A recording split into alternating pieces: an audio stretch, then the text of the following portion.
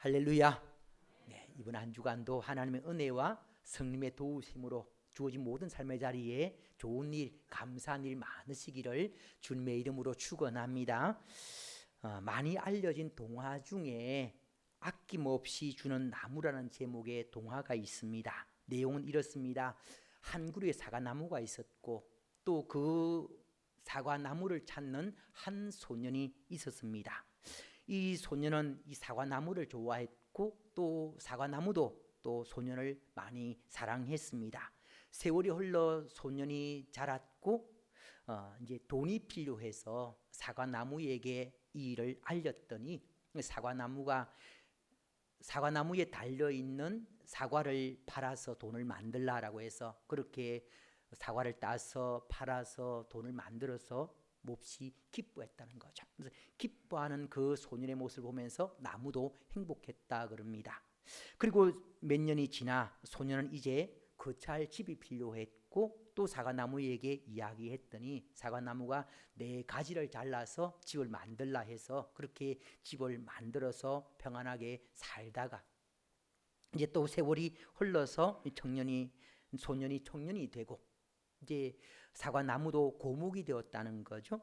이제 청년은 배를 타고 여행을 하고 싶은 그런 마음이 있는데 배가 없어서 또 이 일을 사과나무에게 알렸더니 사과나무가 나를 잘라서 배를 만들어서 여행을 하라고 그렇게 이야기해서 사과나무를 밑둥만 남겨두고 잘라서 배를 만들어서 이제 그 배를 타고 오랜 동안 여행을 하고 노인이 되어서 돌아왔다는 거죠. 고향으로 돌아와서 고향 마을 앞에 있는 그 사과나무, 베어진 사과나무 그루터기에 앉아서 쉼을 얻는데 그 쉼을 얻고 있는 그 모습을 사과나무가 보면서 몹시 행복해 했다는 이야기입니다. 자, 이 이야기에서 아낌없이 주는 사과나무의 모습은 자식을 향한 부모의 마음인 거죠. 자식에게 모든 걸 다 내어주어도 자식이 기뻐한다면은 자식이 기뻐하는 것으로 행복해하는 것이 부모의 마음입니다.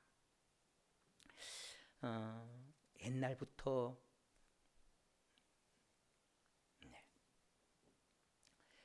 우리 부모님들이 잘 안 먹고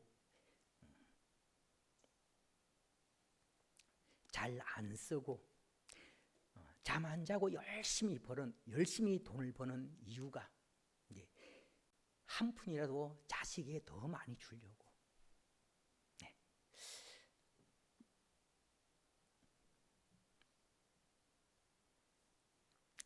오늘 이런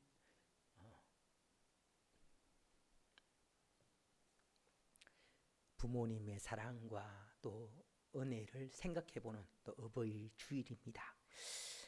대부분의 이제 아버지, 어머니 하면은 자식을 위해서 희생하였던 그런 모습들을 많이 생각을 합니다. 근데 이런 좋은 부모가 있는가 하면은 또 그렇지 못한 부모도 있거든요. 자식 입장에서는 생각도 하기 싫은 부모의 모습도 때로는 있습니다. 예를 들면요, 이런 경우죠.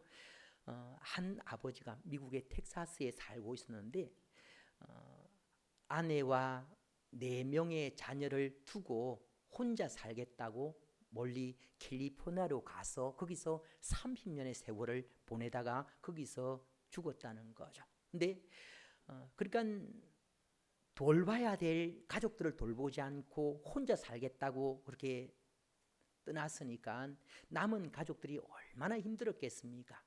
근데 그것으로 끝나지 않고 그 캘리포니아에서 죽으면서 유언을 남기기를 자기 시체를 고향인 텍사스에다가 묻어줬으면 좋겠다라고 했다는 거죠. 이 소식을 전해들은 가족들이 너무 분노했다는 거죠.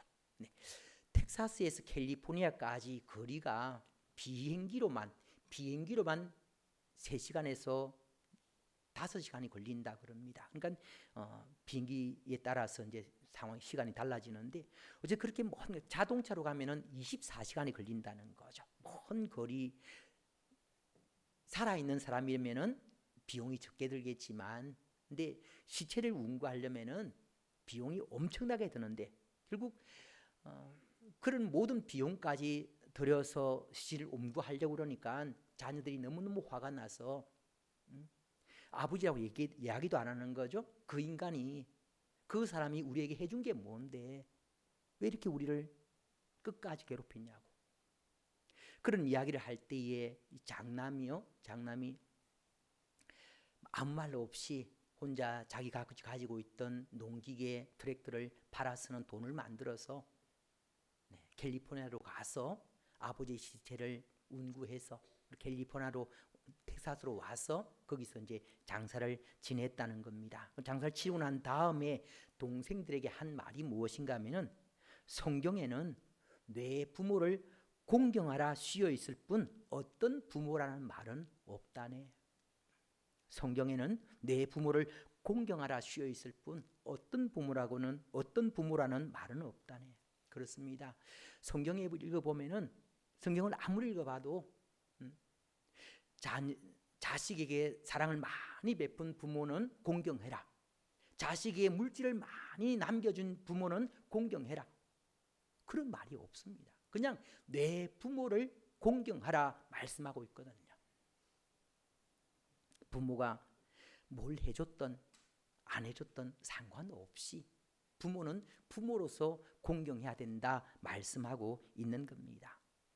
예레미야 애가 4장에 보면은 이런 내용이 나옵니다. 이스라엘에 아주 극심한 가뭄이 된 거죠. 얼마나 그 가뭄이 극심했는가 하면은 예레미야 애가 4장 10절입니다. 같이 읽습니다. 시작. 딸 내 백성이 멸망할 때에 자비로운 부녀들이 자기들의 손으로 자기들의 자녀들을 삶아 먹었도다. 자, 말씀 보십시오. 자비로운 부녀들이 평소에 자식에게 못 살게 하던 그런 엄마가 아니라 자비로운 엄마가 자식에게 그렇게 사랑을 많이 베풀었던 어머니가 자기 살겠다고 자식을 삶아 먹을 수밖에 없는 그럴 정도로 극심한 가뭄이 주어진 거죠. 그런데 그런 극심한 가뭄이 주어진 원인이 무엇인가 하면은 일반적으로 제사장, 선지자, 백성의 장로들은 백성들에게 하나님을 섬기는 본을 보여야 될 사람들입니다. 하나님을 섬기는 본을 보여야 될 사람들이 본을 보이지 않으니까 그것 때문에 백성들 가운데서 지적하는 사람들이 있다는 거죠. 제사장이 뭐 저래? 선지자가 뭐 저래? 장로가 뭐 저래? 그렇게 지적을 하니까 지적을 받은 제사장, 선지자, 장로들이 기분 나쁘다고 지적하는 사람을 죽였다는 거죠.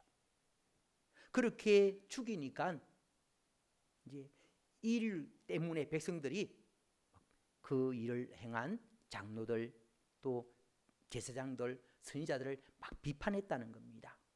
네. 그 일로 인해서 이런 극심한 가뭄이 주어졌다는 거죠. 예레미야 애가 4장 10절에 보면은 여호와께서 노하여 그들을 흩으시고 돌보지 아니하시리니 그들이 제사장들을 높이지 아니하였으며 장로들을 대접하지 아니하였음이로다. 무슨 말인가 하면은 존경받지 못할 모습은 제사장, 선지자, 장로들의 모습이고 존경할 몫은 백성들의 몫이라는 거죠.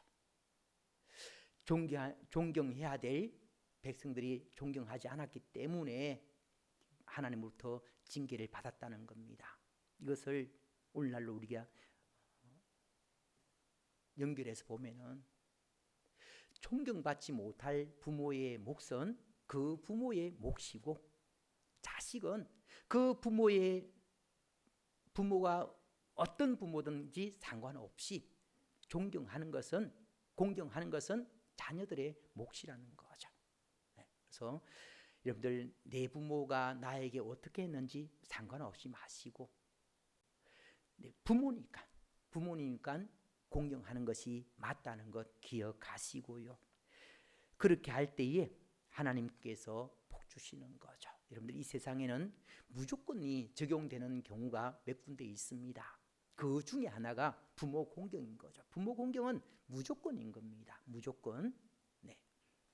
그래서 부모가 뭘 특별히 해줬기 때문에 공경하고 이런 게 아닌 거죠. 뭘 해줬던 간에 뭘 안 해줬던 간에 그와 상관없이 부모님은 무조건 공경하는 것이 바람직한 모습인 겁니다. 그래서 이것이 하나님의 명령인 거죠.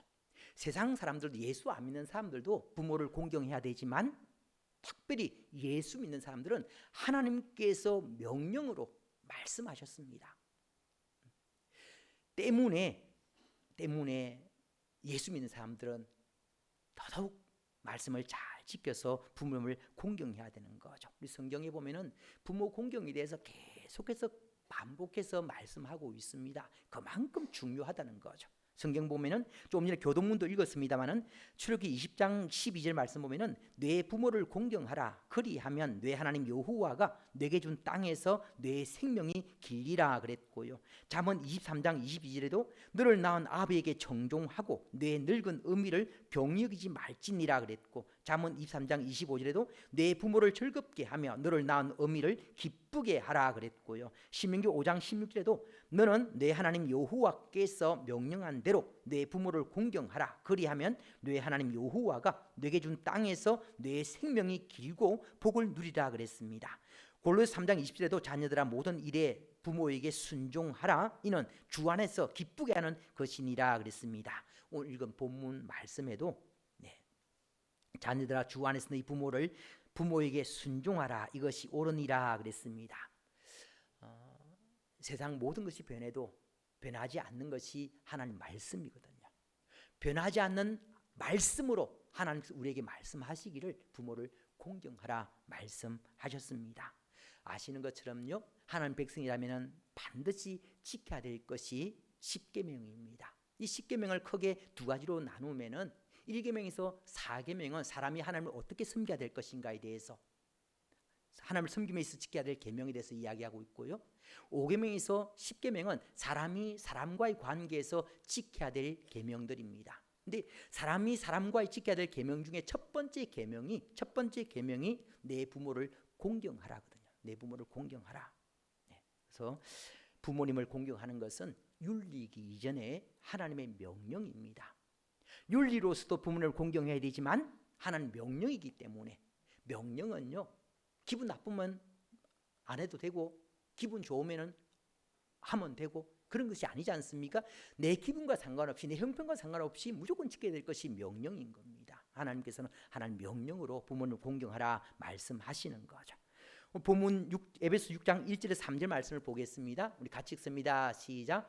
자녀들아 주 안에서 너희 부모에게 순종하라. 이것이 옳으니라. 내 아버지와 어머니를 공경하라. 이것은 약속이 있는 첫 계명이니 이로써 내가 잘되고 땅에서 장수하리라. 아멘. 자녀들아, 그럼 자녀들아, 부모에게서 태어난 사람이라면은 주 안에서, 그럼 주 안에서 주님 안에 있다면은, 예수 그리스도로 말미암아 새로운 피조물이 되었다면은, 새 생명을 얻은 자라면은 부모에게 순종하라 말씀합니다. 이것이 옳으니라. 이것이 옳으니라. 부모님께 순종하는 것, 부모를 공경하는 것은 옳은 일이라는 거죠. 이것은 선이 아니고 의라는 겁니다. 반드시 누구에게 칭찬받기 위해서 부모를 공경하고 순종하고 이게 아니고요. 다른 사람과 상관없이 부모님을 무조건 공경하는 것이 옳은 일이다 라고 말씀하고 있습니다. 그래서 옳은 일이기 때문에 무조건 공경하고 순종해야 된다는 거죠. 그래서 자녀들이 왜 부모님을 공경해야 되는 것에 대해서 이제 정리를 해보면은 옳은 일이니까. 그리고 또 그것을 하나님께서 기뻐하시니까. 그리고 그것이 하나님께서 약속하신 첫 계명이니까. 10계명 중 제5계명 내 부모를 공경하라. 그리하면 내 하나님 여호와가 내게 준 땅에서 내 생명이 길리라 말씀하셨고요. 오늘 본문 에베소 6장 3절에도 이로써 내가 잘되고, 이로써 내가 잘되고, 부모님을 공경하고 부모님께 순종하면은 잘 된다. 이로써 잘 된다. 부모님을 공경하지 않고 순종하지 않으면은 잘 안 된다는 거죠. 근데 부모님을 공경하고 순종하면은 잘 되게 된다는 겁니다. 여기서 잘 된다는 것은 구약에서는 물질적인 복이고요, 신약에서는 영적인 복인 겁니다. 그렇게 물질적인 복뿐만 아니라 영적인 복을 받게 된다 말씀하시는 거죠. 뿐만 아니라 에베소 6장 3절 하반절에 보면은 땅에서 장수하리라, 건강하게 오래 살게 된다, 그렇게 말씀하시는 거죠. 그러므로 건강하게 오래 살고 물질적인 복을 누리기 위해서는 부모님을 공경하는 것이 굉장히 중요하고요. 또 그렇게 자녀들이 복을 받길 원하시면은 자녀로 하여금 부모님을 공경하게 하는 것이 바람직한 모습이라는 것 기억하시고요. 에베소 6장 1절에서 3절에 보면은 이제 공경과 순종을 이렇게 강조하고 있습니다. 이 공경은 히브리어로 가바드 또는 가베드입니다. 무겁게 여긴다 이런 뜻이거든요. 그다음에 그래서 이 히브리어를 이제 명사로 바꾸면은 내장, 간 이런 의미입니다. 그러니까 부모를 공경하는 데 있어서 부모님을 내 안에 있는 내장처럼 귀하게 여기는 겁니다. 여러분들, 사람의 모든 지체가 다 귀합니다. 손가락 하나조차도 너무너무 귀하고 머리카락 하나조차도 귀하지 않습니까? 근데 손가락 하나 잘렸다고 해서, 발가락 하나 잘렸다고 해서 생명과 그렇게 생명이 직결되지는 않습니다. 손가락 하나 없어도, 발가락 하나 없어도 사는데 지장 없고요. 또 손 하나, 팔 하나 없어도, 다리 하나 없어도 상관없지만, 그러나 내 몸속에 있는 내장, 간 이런 것들이 없으면 사람이 살 수가 없지 않습니까? 그래서 부모님을 공경함에 있어서 내 안에 있는 내장처럼, 간처럼 귀하게 여겨야 된다 말씀하시는 거죠. 그러기 위해서는 부모님의 권위를 인정해야 되는 겁니다. 우리 부모님은 배운 것으로 권위를 얻지 않으셨고요, 또 가진 것으로 권위를 얻지 않으셨습니다. 부모님의 권위는 하나님에 의해서 주어진 것이거든요. 때문에 예수 믿는 사람들은 하나님을 인정해서 부모님을 공경하는 것이 바람직한 모습이고요. 그럴 때에 이로써 내가 잘되고 땅에서 장수하리라 그랬습니다.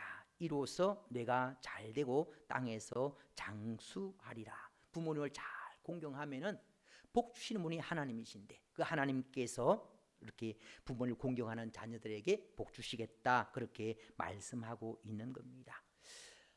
부모님을 공경하는 것은 예수 믿는 사람 물론이거니와 예수 안 믿는 사람들도 당연히 해야 될 일인데, 우리 하나님은 너무너무 좋으셔서 부모님을 공경하는 자에게 당연히 해야 될 일을 한 것밖에 없지만, 그런 자녀들에게 하나님께서는 복 주신다는 거죠.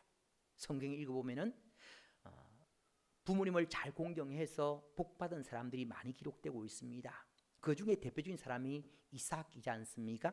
창세기 26장 11에서 14절 말씀 보면은 이삭이 그 땅에서 농사하여 그 해에 100배나 얻었고 여호와께서 복을 주심으로 그 사람이 장대하고 왕성하여 마침내 거부가 되어 양과 소가 떼를 이루고 종이 힘이 많음으로. 이삭이 한꺼번에 복을 받은 것은 아닙니다.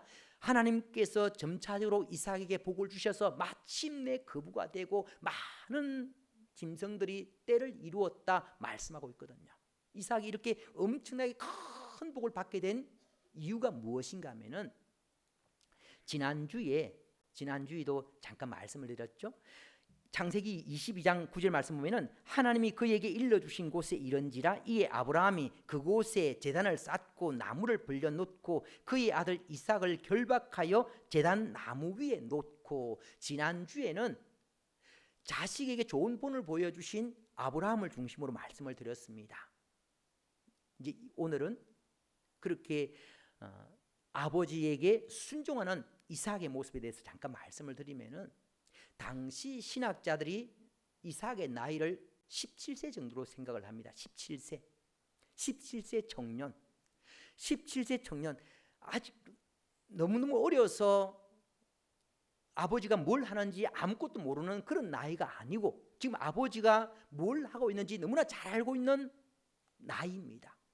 17세의 청년이 117세인 노인인 아버지가 자기 행하는 것이 무엇인지 다 알고 있음에도 불구하고 이삭은 반항하지 않습니다.